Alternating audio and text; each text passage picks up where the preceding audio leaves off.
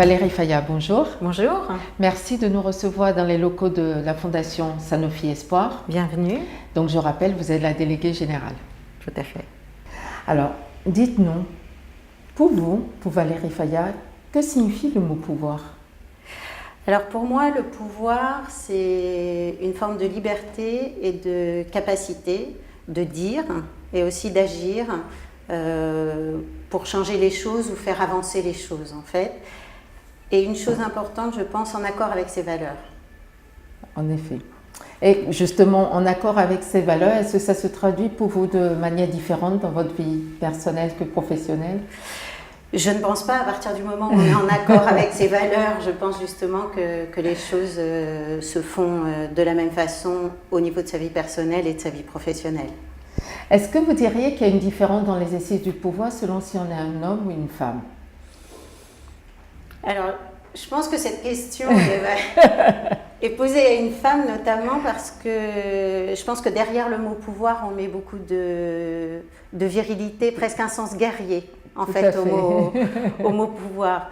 Mais je pense que non, c'est pas dépendant du genre. Je pense que c'est lié aussi au caractère, à la culture. Donc c'est vrai qu'il y a différentes formes d'exercice de pouvoir, mais qui ne sont pas forcément liées au genre.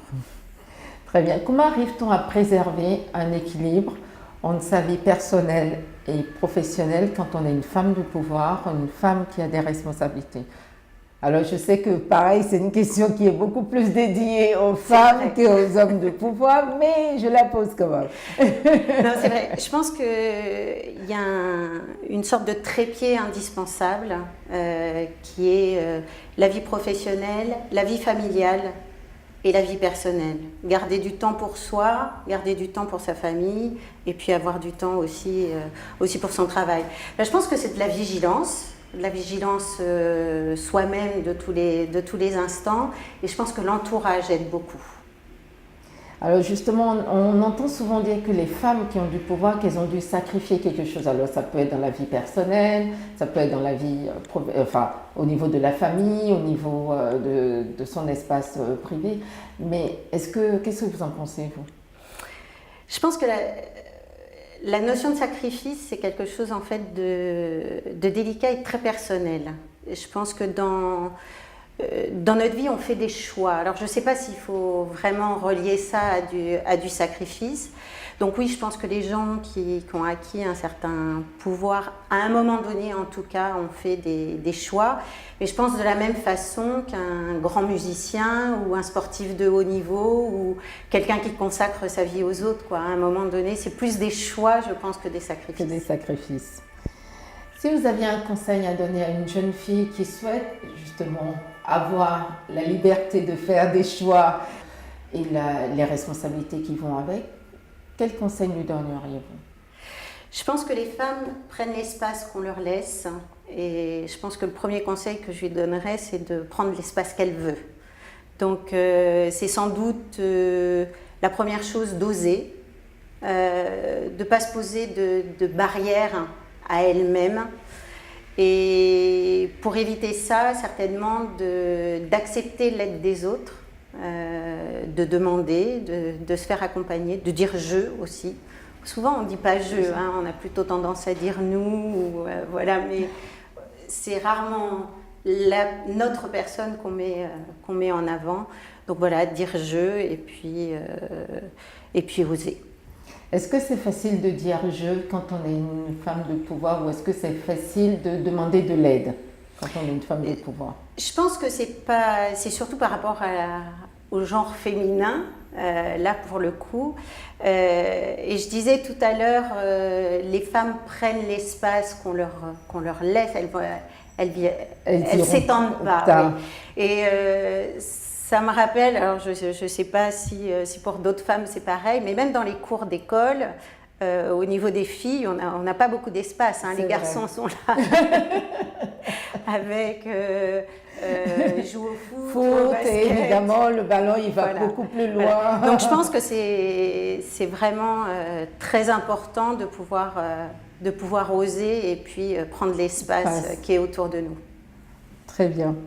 Est-ce que vous auriez identifié aussi bien dans votre environnement personnel que professionnel une pratique, un conseil, quelque chose qui permettrait de justement d'aller un peu plus loin dans cette égalité des chances en faveur des filles sur la question de l'origine? Est-ce que vous avez identifié quelque chose en matière de diversité, d'égalité des chances que vous souhaiteriez partager avec nous? Je pense, pour l'avoir vécu personnellement, je pense que le mentoring, c'est-à-dire d'avoir quelqu'un autour de vous qui puisse partager sa propre expérience, vous conseiller, être là quand on a des questions justement sur vie familiale, équilibre vie familiale, vie professionnelle, ou est-ce que je dois y aller, est-ce que je dois me lancer, etc. Je pense que c'est quand même une très bonne chose. Que ce soit un mentoring fait par un homme ou fait par une femme, hein, d'ailleurs, là, du coup, il n'y a plus de question de genre. Ce qui est important, c'est plutôt l'expérience qui peut être partagée, l'accompagnement. Je pense qu'il faut beaucoup d'écoute pour être un mentor. Donc, Si vous aviez une suggestion, une proposition en dehors du mentoring, et là, c'est en matière de diversité au sens de l'âge, laquelle serait-elle? Vis ma vie. Très bien. Et tu verras ce que c'est. Voilà. Très bien. Est-ce que vous avez une phrase ou une devise qui vous inspire? Oui, il y a une phrase que j'aime beaucoup qui est tirée du Petit Prince de Saint-Exupéry, qui est on ne voit bien qu'avec le cœur, l'essentiel est invisible pour les yeux. Très bien, magnifique. Si vous étiez un homme ou une femme d'État, lequel ou laquelle souhaiteriez-vous être? Je vais choisir une femme. Et je choisirais Simone Veil pour les combats qu'elle a menés, pour le courage qu'elle a eu. Elle a vraiment osé. Je pense qu'elle correspond à ma définition. Tout à fait, oui, absolument. Si vous aviez un jour pour changer le monde, par quoi commenceriez-vous? Changer le monde, pour moi, ça commence par l'individu, peut-être même par soi-même, hein, d'ailleurs. Donc il faudrait, je pense, changer les individus. Et la première chose que je ferais, c'est d'essayer d'éliminer tout ce qui peut être haine, jalousie, conflit. Très bien. Si vous étiez un animal, lequel seriez-vous? Ou lequel aimeriez-vous être? Ouais, plus difficile comme question. Je pense peut-être une abeille. Pourquoi? Je pense déjà parce que ça butine les fleurs et que c'est joli et qu'elle peut aller un peu où elle veut. Qu'elle produise du miel et que c'est très bon et que c'est très riche et que ça peut nourrir, ça apporte en tout cas des nutriments à la population. Donc oui, c'est un joli petit animal. L'environnement aussi. C'est un bon signe sur la qualité de l'environnement. Tout à fait. En préparant cette rencontre, on vous a demandé de nous apporter un objet, une photo, quelque chose qui pour vous symbolise le pouvoir et la féminité, ou le pouvoir tout court, ou la féminité. Qu'est-ce que vous nous avez apporté?